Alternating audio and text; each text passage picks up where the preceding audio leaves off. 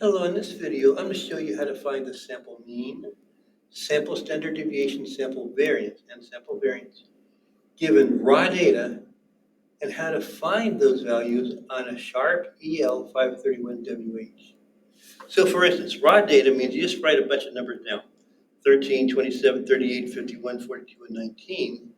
First thing we're going to do is clear the memory. So to clear memory on this particular calculator, you'll hit second and then alpha, and then 0, so then I clear the memory. Hit equals, and we're done. Memory's cleared. Now we get into stat mode by hitting the mode button, which is right underneath the on switch. And then in statistical mode, it says number 1. So you hit the number 1. And then we're SD, statistical, 0. So it says stat 0. You will look for the stat on the upper right-hand corner. If it's there, you're in stat mode. Now to figure out values when you just have data, you just take a number like 13 and it's M plus. 27, M plus. 38, M plus. 51, M plus. 42, M plus. And 19, M plus. So it says I have 6 values there. Now, what I do now is I clear it. After I do that, I get everything in there. Now I want to start finding the sample mean, sample standard deviation, sample variance of this. Sample mean, first of all. The sample mean is you look for x with a bar above it. That's the symbol for sample mean. Sample standard deviation is s. The calculator is going to show sx.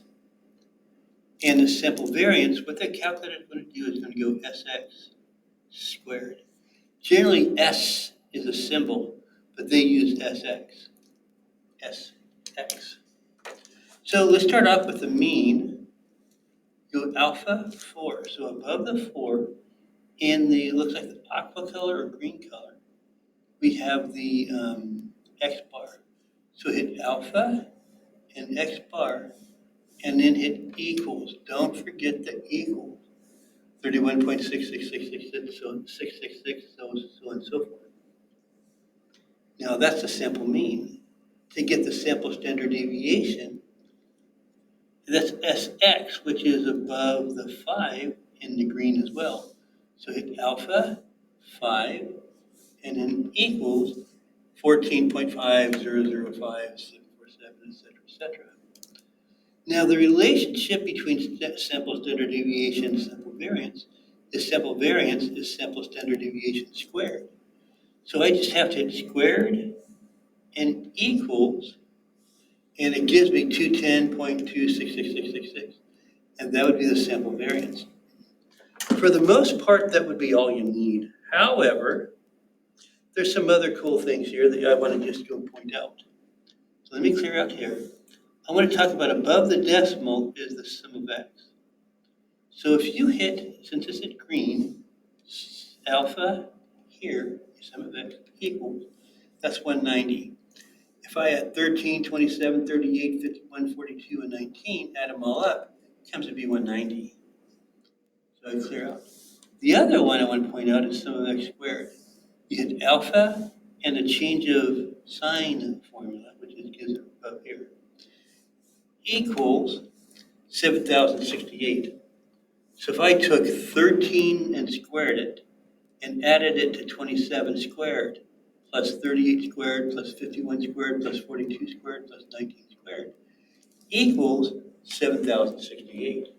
Now these last two, the sum of x and the sum of x squared, are used when you want to find these values that we've been looking for, sample mean, sample standard deviation, sample variance, by hand. So you'd use those guys. Now here's one that's above the number 6 in the green, alpha 6, equals the population standard deviation.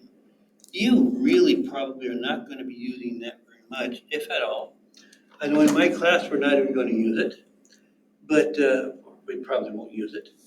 This is only used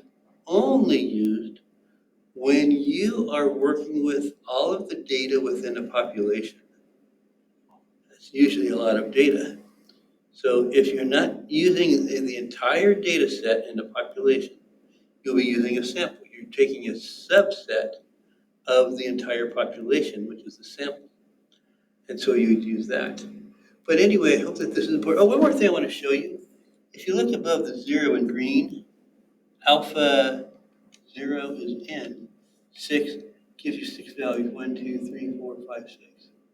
So anyway, I hope that that helps you. I hope that this is